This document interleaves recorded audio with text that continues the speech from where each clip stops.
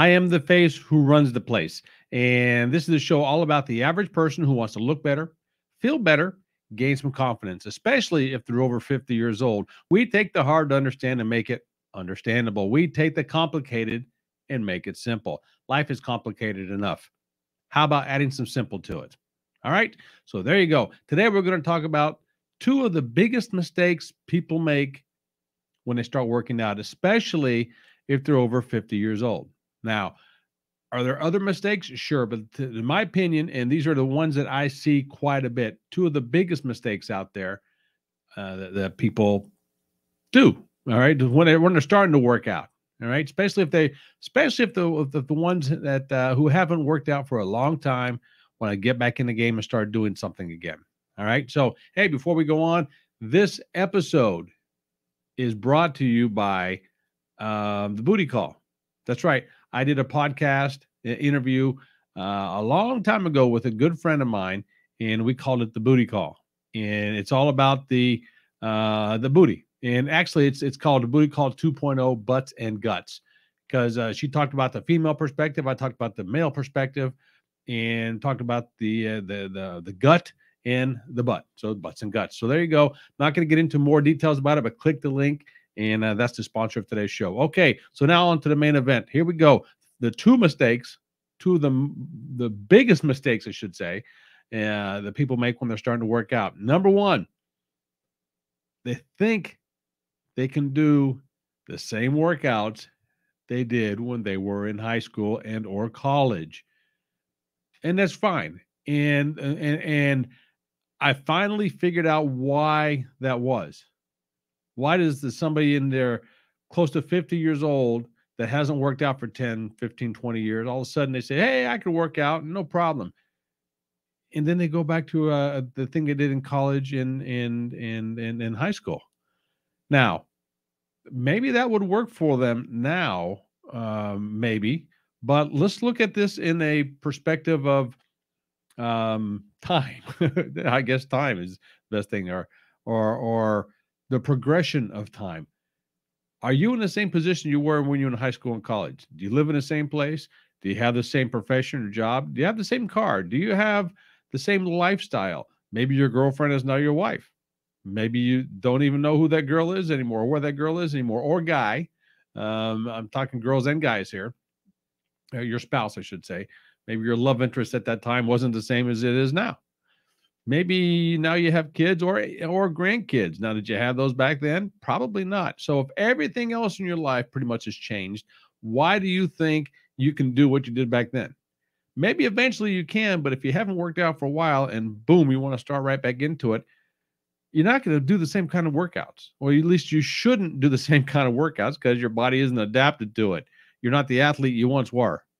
All right. Think about it that way. Now, the reason being is because they don't know what else to do.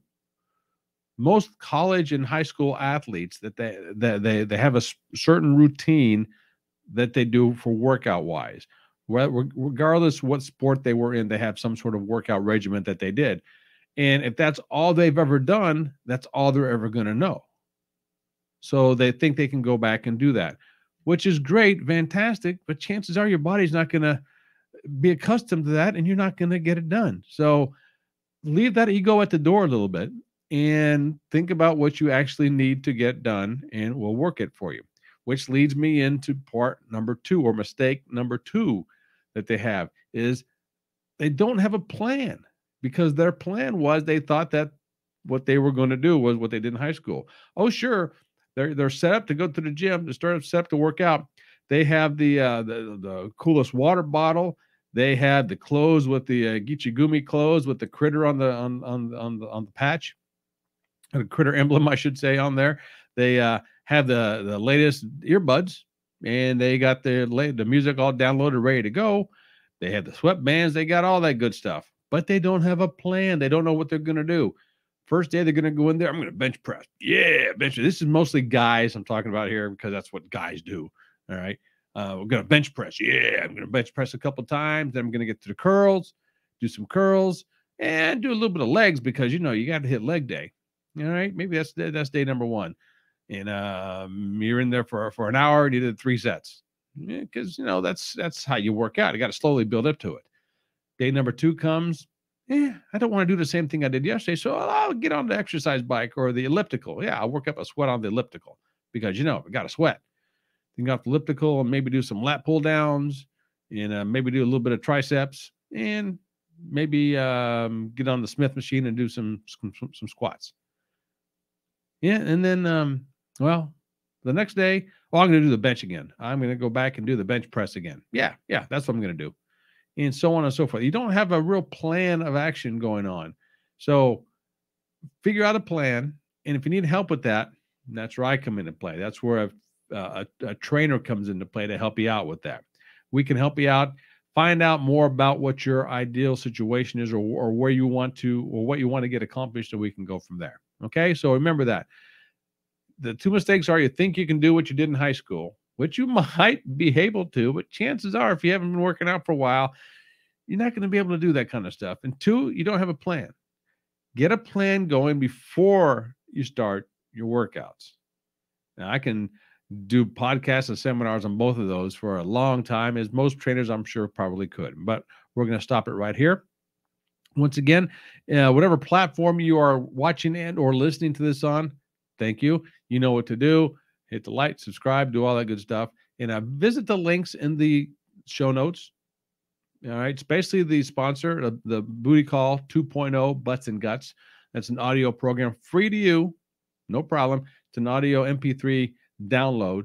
And I was told recently that downloads aren't a thing anymore. Really? Okay. Well, my podcasts are measured by the amount of downloads, so I don't understand why that's not a thing anymore. So anyway, I'll stop it here, but appreciate it. Thanks for being here, and we'll leave it at that. So give a comment. Tell me what you think of those 2. If those are spot on, or you think I'm totally loony or batty out of my mind. Okay, we'll stop it here. So thanks a lot. This is Andrew, Top Fitness Strategies. I'm the face who runs the place. So until next time, ciao.